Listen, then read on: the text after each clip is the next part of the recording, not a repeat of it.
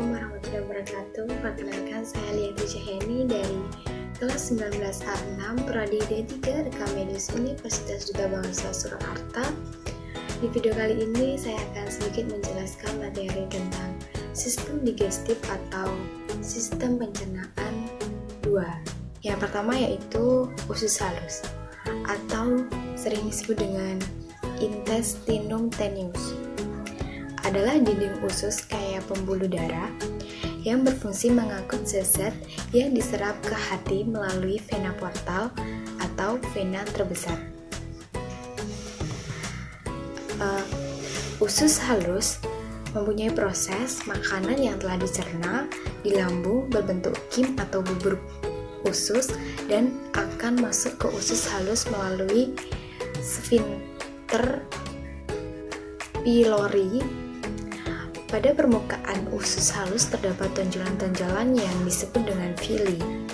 Villi berfungsi memperluas bidang penyerapan usus halus sehingga proses absorpsi makanan melalui lebih maksimal. Pada usus halus terdapat 3 bagian, yang pertama duodenum, jejunum, dan ileum. Saya akan menjelaskan sedikit tentang bagian-bagian yang terdapat dalam usus halus. Yang pertama yaitu duodenum, yang sering disebut dengan usus 12 jari. Adalah bagian dari usus halus yang terletak setelah lambung dan menghubungkan ke usus kosong. Usus 12 jari mempunyai pH 9. Terdapat 2 muara saluran yaitu dari pankreas dan kantong empedu. Prosesnya, makanan masuk ke dalam duodenum melalui sfinkter pylorus dalam jumlah yang bisa dicerna oleh usus halus. Jika penuh, duodenum akan mengirimkan sinyal kepada lambung untuk berhenti mengalirkan makanan. Yang kedua yaitu jejunum atau yang sering disebut dengan usus kosong, adalah bagian kedua dari usus halus di antara usus 12 jari dan usus penyerapan. Permukaan dalam berubah membran mukus dan terdapat jonjot usus atau yang sering disebut dengan villi. Secara histologi dapat dibedakan dengan usus 12 jari, yakni berkurangnya kelenjar Brunner atau kelenjar submukosa yang berfungsi untuk melindungi usus dari zat asam. Secara histologi dapat dibedakan dengan usus penyerapan, yakni sedikit sel goblet dan plak Yeri. Dan yang terakhir yaitu ileum atau usus penyerapan. Bagian terakhir dari usus halus, panjangnya sekitar 2-4 meter dan terletak setelah duodenum dan jejunum dan dilanjutkan oleh usus buntu. Ileum memiliki pH antara 7 dan 8. Banyak terdapat villi untuk menyerap nutrisi seperti gula, asam amino, asam lemak, gliserol, vitamin, mineral, dan makanan yang belum diserap jejunum. Pada usus halus memiliki enzim-enzim. Yang pertama, enterokinase, yaitu mengubah trypsinogen menjadi tripsin. Yang kedua, maltase, mengubah maltosa menjadi glukosa atau galaktosa. Yang ketiga, sukrase, yaitu mengubah sukrosa menjadi glukosa atau fruktosa. Yang keempat, lipase, yaitu mengubah lemak menjadi asam lemak dan gliserol. Yang kelima, erepsin atau dideptidase, yaitu mengubah pepton menjadi asam amino. Yang keenam, disakarase, yaitu mengubah disakarida menjadi monosakarida. Selanjutnya, usus besar atau kolon, yaitu di dalam usus besar sisa makanan dibusukkan oleh bakteri Escherichia coli menjadi feses. Dalam usus besar terjadi proses penyiraman air yang masih tersisa pada makanan sehingga feses menjadi padat. Usus besar terdiri dari kolon ascendens, kolon transversum, kolon descendens, kolon sigmoid atau berhubungan dengan rektum. Selanjutnya yaitu usus buntu atau caecum atau cecum. Adalah suatu kantong yang berhubungan pada usus penyerapan serta bagian kolon menanjak dari usus besar.